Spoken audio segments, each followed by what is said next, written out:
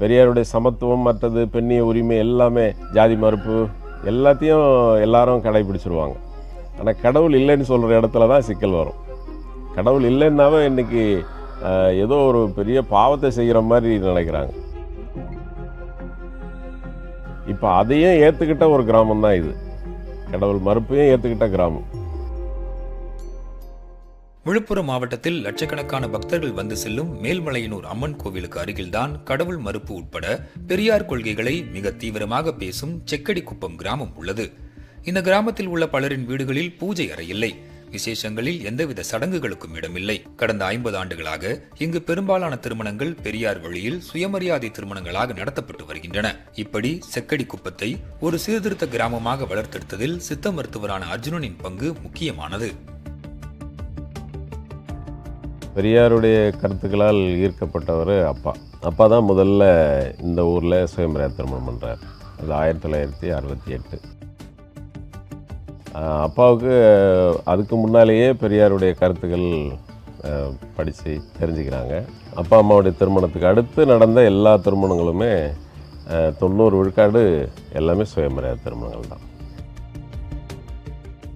அப்பா அடிக்கடி சொல்லுவாங்க, நம்ம வெளியில் போயிட்டு பெரியாருடைய கருத்துக்களை பேசுகிறத விட நம்ம வீட்டில் பேசணும், அடுத்து கிராமத்தில் சொல்லணும், அதுதான் அடிப்படையானது அப்படின்வாங்க. அதை வலுவாக செஞ்சாங்க.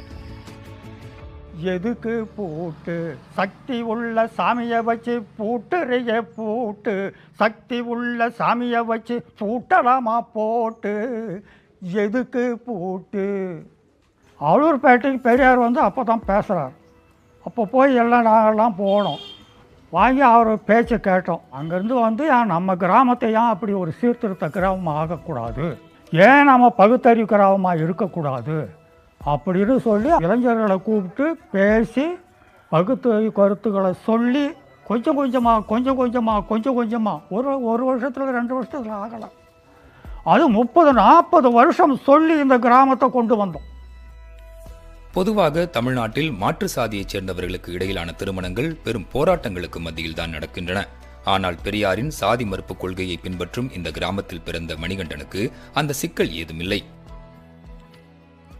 இந்த இடத்துல நாங்கள் ஃபேமிலியாக நாங்கள் வரும்போது இவரோட எனக்கு தான் பயம் அதிகமாக இருக்கும். நம்மளை எப்படி ஏற்றுப்பாங்க, நம்ம வேறு கேஸ்ட்லேருந்து வந்திருக்கோம், நம்மளை எப்படி ஏற்றுப்பாங்க, நம்மளுக்கு தான் பயம் இருக்கும். ஆனால் இந்த பயம் எனக்கு இங்கே இல்லை. அவர் வேறு ஆள், இந்தமாரி வேறு இடத்துலேருந்து வந்த பொண்ணு அப்படிலாம் என்னை யாரும் பார்க்கல. நான் இங்கே சக மன்சால் மாரி தான் பழகினேன். இவங்களோட நான் எந்த பயம் இல்லாத இருந்தேன்னா இவங்க அந்த பெரியார் கொள்கையில் இருக்கிறாங்க, நம்மளையும் மதிப்பாங்க, நம்ம அந்த கொள்கையிலேருந்து வந்திருக்கோம், அந்தமாரி நம்மளையும் நம்ம சக மன்சால் மாரி மதிப்பாங்க அப்படின்ற பெரியார் கொள்கையை இருக்க வச்சு தான் இவங்க இந்த அளவுக்கு இருந்தாங்க. எங்கள் ஆளுங்களை எல்லாம் அந்த கொள்கையில் இருக்கோ ஓரளவுக்கு நம்மளை அந்தளவுக்கு தெரியல. இதே மற்ற ஊராக இருந்தால் கண்டிப்பாக எதனா ஒரு பிரச்சனை பெருசாக நடந்திருக்கும். எங்கள் ஏரியாவிலே நடந்துருக்குது. சாமி கும்பிட்டு அவங்க ஜாதகம் எல்லாமே பார்த்து போயிட்டு கோயிலில் தான் கல்யாணம் பண்ணாங்க. ஆனால் பார்த்தீங்கன்னா ஒரு வருஷம் கூட அவங்க கூட வாழலை, அவங்க விட்டுட்டு போயிட்டாங்க. நாங்கள் ஜாதியும் பார்க்கல, ஜாதகமும் பார்க்கல, யார் பேச்சையும் கேட்கல, நாங்களே போயிட்டு ஒரு மேரேஜ் பண்ணினோம். பண்ணி இப்போ 3 குழந்தை இருக்குது, நாங்கள் நல்லா தான் இருக்கிறோம். பெண்கள் தங்கள் இணையரை தேர்வு செய்யும் வாய்ப்பை சமகால வாழ்க்கை முறை உருவாக்கி இருக்கிறது.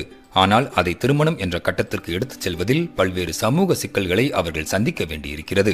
ஆனால் சுயமரியாதை திருமணம் அந்த சிக்கல்களை களைய உதவுவதாக கூறுகிறார் கோவையில் சுயமரியாதை திருமணங்களை நடத்தி வரும் பெரியார் திராவிடர் கழக நிறுவனரான கு. ராமகிருஷ்ணன். ஒரு காதலிச்சு 2 பேர் வர்றாங்கன்னு சொன்னால் அவங்க இங்கே வருவதே அந்த சாதி மத சடங்குகள் கட்டுமானத்திலிருந்து வெளிப்பட்டு வர்றாங்க. அவங்க அதை விட்டுட்டு வர்றதே பெரியார் கொள்கை தான். இங்கே வாசிக்கிற அந்த உறுதிமொழி அவங்கள ரொம்ப மனமாற்றத்தை உருவாக்கி, நாங்கள் இங்கே நடத்துகிற இந்த முறையில் பெண்கள் தான் ரொம்பவுமே மகிழ்ச்சி அடைகிறாங்க. அவங்களுக்கு ஏதோ ஒரு விடுதலை கிடைச்ச மாதிரி உணர்வு ஏற்படுது. இப்போ 2004 எங்களுக்கு திருமணம் நடந்தது. சுயமரியாதை திருமணம் தான். தாலி கட்டிக்கல, மெட்டி போட்டுக்கல. ஏன் போட்டுக்கல அப்படின்னா, பெண்கள் ஒரு சமுதாயத்தில் ரொம்ப அடிமைப்பட்டு தான் கிடக்காங்க. இப்போ திருமணம் அப்படின்னா ஆணுக்கு பெண் சமம் இல்லைங்களா? அப்படி இருக்கும்போது அப்போ பெண்ணுக்கு தாலி அப்படின்னா ஆணுக்கு என்ன என்ற கேள்வி நம்மக்கிட்ட உருவாகுது. இப்போ அந்த ஐயர் வச்ச திருமணங்களில் நிறைய சடங்குகள், நீங்கள் பார்த்தீங்க அப்படின்னா ஒரு 1 ஹவருக்கு மேலே போகும் அந்த சடங்குகள். இதெல்லாம் எங்களுக்கு அந்த மாதிரி இல்லை.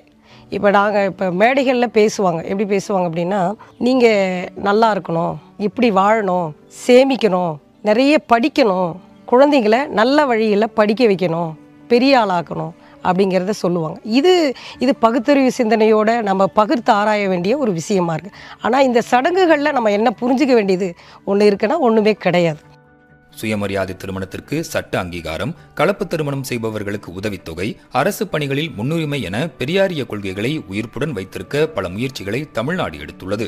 ஆனால் சமீப காலமாக தமிழ்நாட்டில் வலதுசாரி சிந்தனை தீவிரமாக முன்வைக்கப்பட்டு வரும் சூழலில் சாதி மறுப்பு, சுயமரியாதை திருமணங்கள் மட்டுமல்லாமல் பெரியாரிய வாசிப்பையும் தீவிரப்படுத்துவதே சமூக நீதியை வலுப்படுத்தும் என்கின்றனர் பெரியாரிய சிந்தனையாளர்கள். கோயில் இல்லா கிராமம் அப்படின்னாங்க. அப்போ கோயில் இல்லாத எப்படி கிராமம் இருக்கலான்ற இடத்துக்கு அவங்க வர்றாங்க அவ்வளோ வேகமாக. அது பிறகு என்ன பண்ணாங்க, இங்கே இருக்கிறவங்கள எல்லாம் ஒன்று சேர்த்துக்கிட்டு நாங்கள் கோயில் கட்ட போகிறோம் அப்படின்னு தான் முதல்ல கிளம்புனாங்க. நாங்கள் கோயில் வேணான்னு சொல்லலை, அதுக்கு ஒரு இடத்துல கட்டிக்கலாம் அப்படின்னு நாங்கள் சொன்னோம். இல்லை அவங்க அரங்கம் இருக்கிற வளாகத்தில் இங்கே தான் கட்டணும் அப்படின்னாங்க. அதுக்கு அவங்க கோயில் இங்கே தான் இருந்தது, அதனால் நாங்கள் அங்கே கட்டணும் அப்படின்லாம் நினச்சாங்க.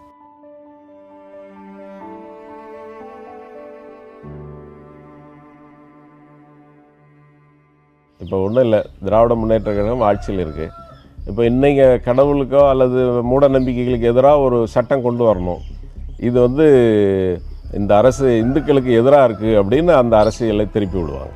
இப்போ இந்த சூழலில் வேறு எந்த கட்சிகளுமே இது மாதிரியான பெரியாருடைய கருத்துக்களை தீவிரமாக பேசுகிறதுக்கு தயங்குகிற ஒரு காலம்தான் இது. அப்படி ஒரு தயக்கம் இருக்குது. இது செக்கடிக்குப்பத்தில் மட்டும் இல்லைங்க, இது நாடு முழுக்க இருக்கிற ஒன்று தான். நாங்கள் ஒரு திமுக அரசுக்கு ஆதரவான அமைப்புகளாக இருக்கிறதுனால நாங்கள் செய்யக்கூடிய பிரச்சாரம் அரசை பாதிக்கும் அப்படின்னு அவங்க தப்பாக நினச்சிக்கிட்டு எங்களை சேர்த்து அந்த பிரச்சாரத்தை முடக்கிற தன்மைக்கு வந்துடுறாங்க. அரசு முதலமைச்சரும் துணை முதலமைச்சரும் அதில் இதாக இருந்தாலும் கூட கட்சி மற்ற கீழ் வரைக்கும் இருக்கக்கூடிய அமைப்பு அதுக்கு தயாராக இல்லை. பிஜேபி ஆர்எஸ்எஸ் தான் போய் தன் கொள்கையை சொல்லி மக்களை மனசை மாற்றணுங்கிற இது ஒரு பக்கம், அது ஒரு பணி. ஆனால் அது செய்யாமையே பெரியார் போகாமல் தடுத்தாவே போதும், நாம் எளிமையாக போயிட முடியும்ட்டு பெரியாரை கொண்டு போகாமல் தடுத்துடுறாங்க. அதெல்லாம் தடையில் ஆர்எஸ்எஸ்ஸு அதை பரபரப்பு பண்ணும்போது பார்த்தா பெரிய வலுவாக இருக்கிற மாதிரி தெரியுது. பெரியாருங்கிறது அறிவியல், இந்த அறிவியலை தடுக்கவே முடியாது. வேண்டி விரும்பி தெரிஞ்சுக்கணும்னு நினைக்கலனாலும் கூட அவங்கள அடையும், இப்போ அந்த கருத்து அடையும். அந்த தன்மை பெரியாருக்கு இருக்குது, அது வளரும்.